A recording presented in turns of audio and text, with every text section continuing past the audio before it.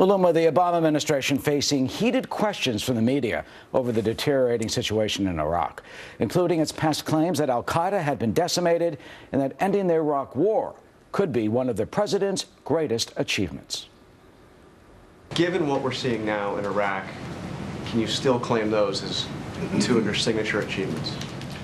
There is no question that the president pledged to end the war in Iraq, and he did. And that was... There's no war in Iraq right now? U.S. combat mission in Iraq. The Islamist terrorists are on the move, and we expect the president to speak out about the situation in Iraq in moments. Joining us now is Judith Miller, Pulitzer Prize-winning investigative journalist and Fox News contributor, and Tammy Bruce, radio talk show host and a Fox News contributor. Welcome to you both. Judy, let me start with you. Hi, Eric. How did this explode on the front pages yesterday without anyone seeming to notice? Well, that's because no one has been paying attention to Iraq, Eric. I mean, there have been a couple of reporters who've stayed in Iraq who have been covering the growing power of ISIS in the part of the country that is inhabited by Sunnis who have been unhappy for years. When I was there, as we were pulling out in 2010, you could talk to people who said, we're worried about Maliki, we're worried about what he's going to do without the Americans. But the American media are so busy playing the blame game, who's responsible for this debacle, that they don't even pay attention to a story that was there and available for all to cover for far too long. Once we left Iraq, Iraq no longer existed on the map of the world and in the America's consciousness. But, you know, Tammy, also the administration reassured all of us that, you know, the Iraqis can handle it. That's why we're out. Well, look, I mean, this is what's interesting also about this exchange here is that this now is a situation that is unfolding on the air with media because we don't have anyone on the ground.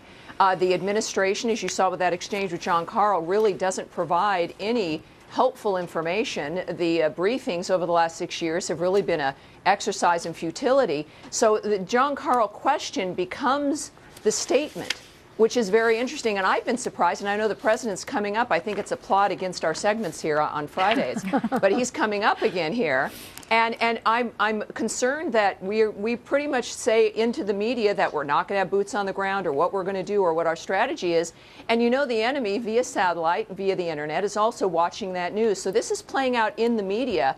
And only now, because suddenly it's undeniable, I think part of it, though, is that there's been, as Judith says, no real interest because it hasn't been helpful to Obama or the administration to cover it because it is so alarming. Well, and more than that, Judy, did the media buy the line from the administration and just say, okay, we're off? I think Americans were very happy to, quote, leave Iraq after all of these years, just as they're very happy to leave Afghanistan.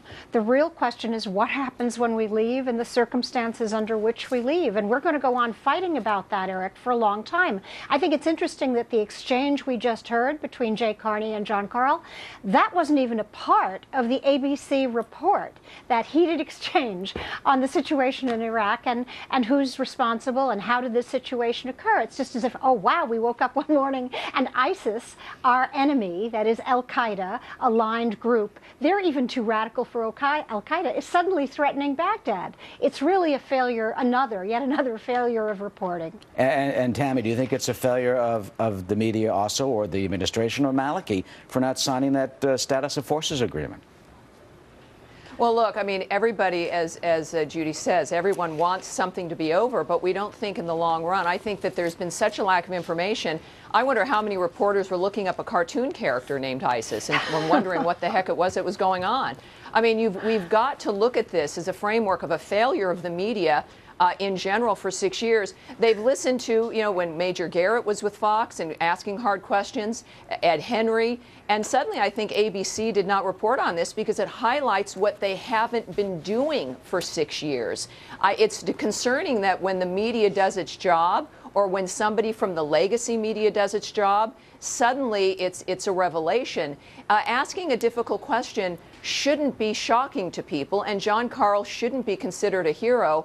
And ABC, in their ignoring of that exchange, tells you that they know that it highlights what they have not been doing. I think it's been kind of a confluence of what the administration wants, what the media prefers. And yes, there's a reason the American people, we're not the ones who necessarily decide everything. It's a representative democracy, because what we would necessarily want isn't necessarily always what should happen.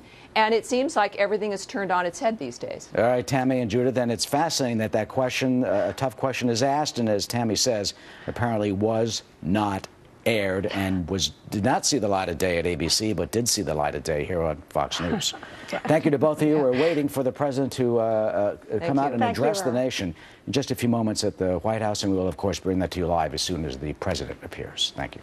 Uma?